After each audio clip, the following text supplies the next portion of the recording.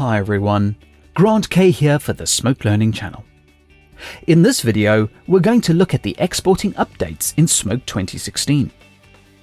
We will cover 3 new features in the export workflow that are welcome additions.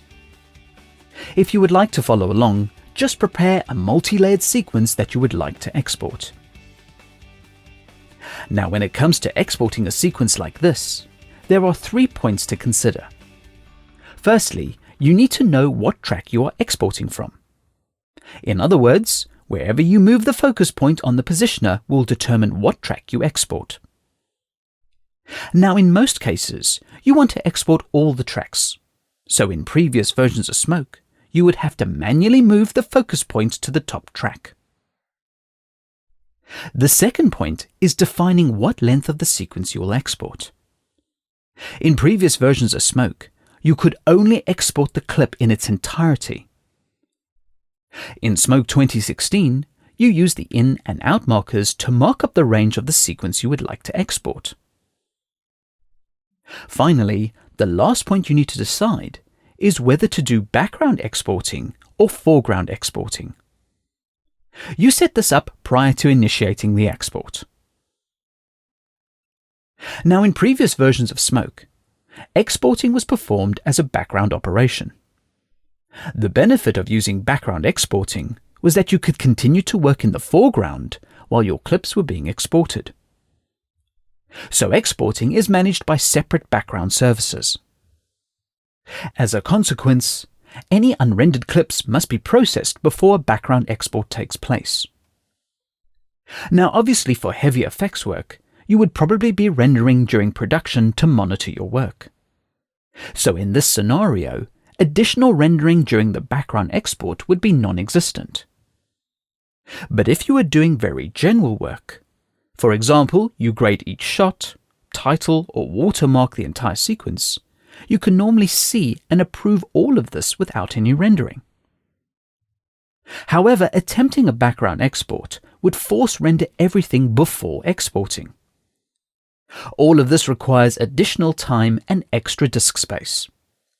New frames would have to be generated for all effects because the background services can only export physical frames and not VFX metadata from the timeline effects or connect effects.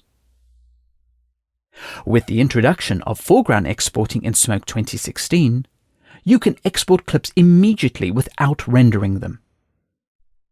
So this sequence has a few unrendered VFX. There is a mixture of connect effects and timeline effects applied to the segments.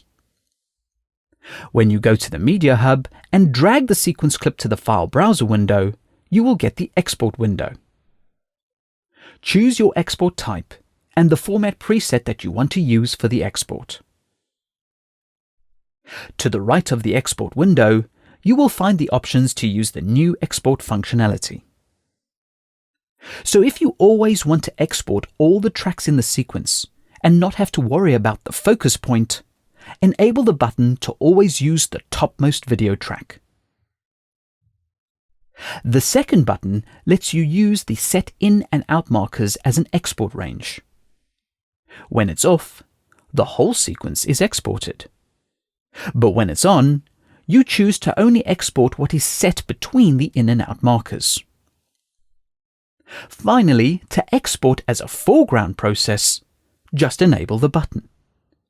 You don't need to view the advanced options unless you have a specific requirement.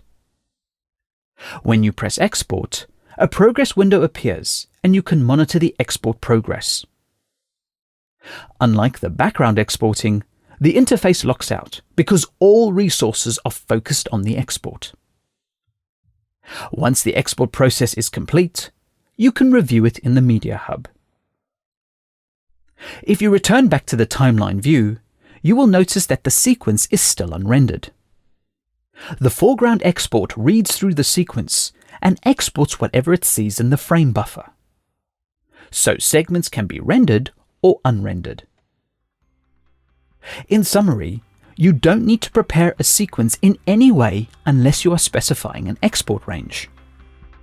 In addition to that, you also have the choice between background exporting or foreground exporting. And each method has their benefits.